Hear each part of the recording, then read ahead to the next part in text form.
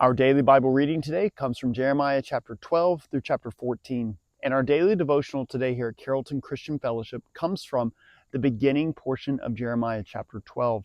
And with Jeremiah chapter 12, we see that Jeremiah is asking the Lord a question, and then the Lord is responding. First, he submits himself and his question to the Lord, and he also submits his reaction to God's answer also to the Lord. So no matter what the Lord's response is, Jeremiah still submits himself to the Lord and the Lord's wisdom and the Lord's knowledge and understanding in his life and also in the world around him. And that the Lord's ways and his knowledge is righteousness. All that God does, it is righteous before the world and before all of creation. No matter what the reason for why the Lord is doing what he's doing, it is a righteous and just decision. And so Jeremiah is submitting himself to this. The question that Jeremiah asks, it's asked almost in a two-part. It's asked and then it's re-asked and it's rephrased in a different way. So this question that Jeremiah asks is, why does the way of the wicked prosper? And then Jeremiah asks it again, but in just another way. Why are those happy who deal so treacherously? So why is the way of the treacherous, why is it a happy way? Throughout Jeremiah's prophecy, what we see that there is a moral law operating in this world. And that law is God's law. It is God's way. It is his character. It is by his design, and it is who he is and how he operates. So Jeremiah submits his question here. He submits his question and for God to hasten his judgment to the wicked. But Jeremiah still in all of this kept his dependence upon the Lord's timing.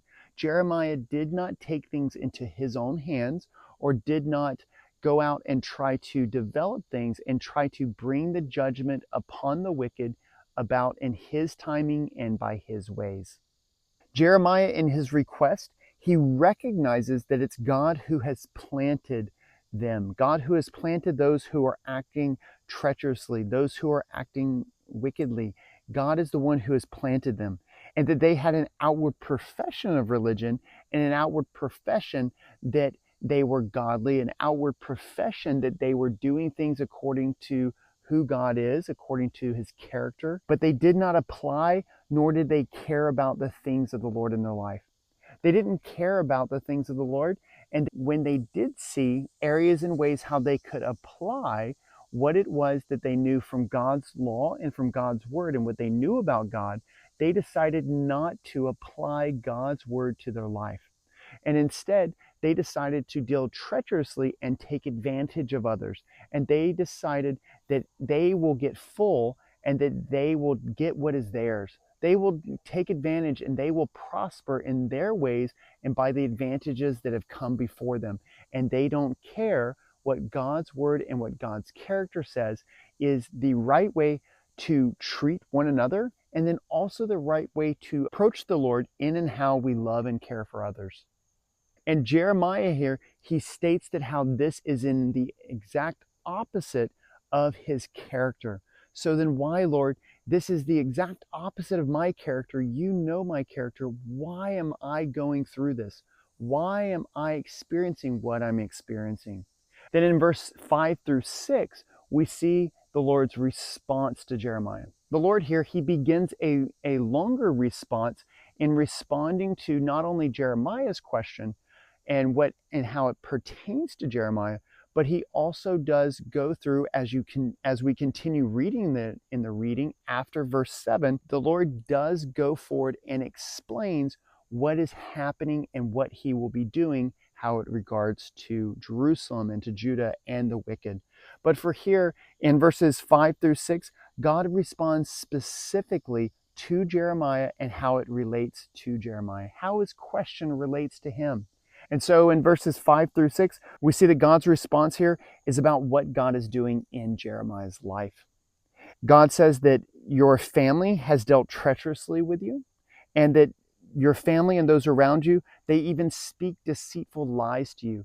They seek to speak nice words to you, and words of like, oh, we don't have a problem with you, Jeremiah. We don't care that you're going out and you're ruffling people's feathers. We don't care what you're saying. Oh, Jeremiah, we love you. We hope great things for you. Or, Jeremiah, great things are going to come on the horizon for you. Great things, great things. All of these soothing words, but in all actuality, the way that they are treating Jeremiah is very treacherously, and they are gossiping behind his back, perhaps. They are backstabbing. They are taking advantage of him behind his back and doing things that are contrary to God's character. So instead of believing truth that perhaps Jeremiah is sharing, even with them, outside of also his prophecy, and just the truth of who he is and what's going on, that his family is responding by no interest, and by, instead of listening to the truth that Jeremiah is sharing and to truth, instead they are deciding to go after lies and to go after deceit. And the reason why, because of that, we learn throughout Jeremiah's prophecies, and also through Isaiah, and looking back at the times of the Kings and Chronicles and seeing a good picture about what was going on here. They were deciding to go after lies, which meant that if they bought into the lies, then their life would prosper. But if they were to side with Jeremiah's truth, they would no longer be receiving money and benefits throughout the kingdom and throughout the community. And so the Lord tells Jeremiah here that the reason why he went through this, and the reason why the Lord allowed this to happen to him, is so that the Lord would develop a steadfast character within inside of Jeremiah.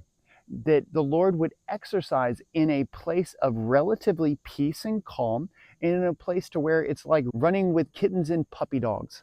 That the Lord is using and shaping a relative calm environment in order to shape a character of Jeremiah that is one that does not compromise on God's word, and does not compromise on God's character, and does not compromise on seeking God's word and seeking God's face.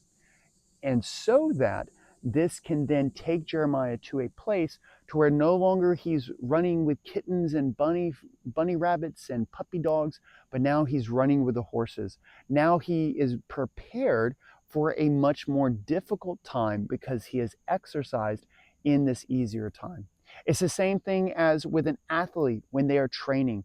We are finishing up and going through the Olympics. If you're watching the Olympics right now this year in Paris, these Olympic athletes, they go through training and they go through times of pushing their exertion, and the sustainment of this exertion, and keeping these times of pushing their exertion to the brink for a very long time, so that when it comes time to being able to push past that breaking point, they can push past it quickly and strongly, and they don't go into panic. And so that's what the Lord is doing in Jeremiah's life. I hope that this can be an encouragement to you. And we need to also look at this prophecy and be very careful how we apply this to our life. Too oftentimes, I hear it very often, and I'm sure you have as well. I hear this very often of people applying this, and other individuals seeking to speak prophetically over people's lives and speaking encouragement to their lives, that the trials that they are going through is because the Lord is shaping them and guiding them and building them up into the stronger character that they have right now, because God has something greater. Yes, that is true in some cases, but there are times, let's just give a benefit of the doubt, there are times where these times are not an individual is going through a persecution or going through difficulty because they are seeking righteousness, but instead they are going through difficult times because they have made poor decisions, and because their decisions have been based upon the world's knowledge, upon psychology's knowledge, based upon other people's knowledge who have spoken into their life, who even those other individuals do not spend much time with the Lord at all. But yet they come and they say, oh, God is doing something great, your character is great, all of these things. And so I hope that this will be an encouragement to you. Be cautious and careful how you go about looking and applying this to your life. If you desire for this to be something that is true, that you go through and you're going through a time of the Lord strengthening you through your difficulties so that you are stronger, so that this character is stronger when it gets to the next point which God is taking you to, then you need to be seeking God's character now. You need to be in a life that is dedicated and involved in God's word daily. Whatever amount of time that looks like, whatever amount of time that the Lord has put on your heart, you need to have a daily walk with the Lord. You need to be in regular and routine fellowship with the Lord. If this is something, a character of the Lord, guys, is something that seeks and desires and loves to be with other Christians. This whole thing of going aside and not being in personal fellowship, but constantly seeking and saying, well, I'm just going to continue to sit at home. I'm going to continue to sit at home and watch sermons online. And that's how I get my time with others. That's how I relate with others. I'm sorry, but that's hogwash. That is completely contradictory to God's word.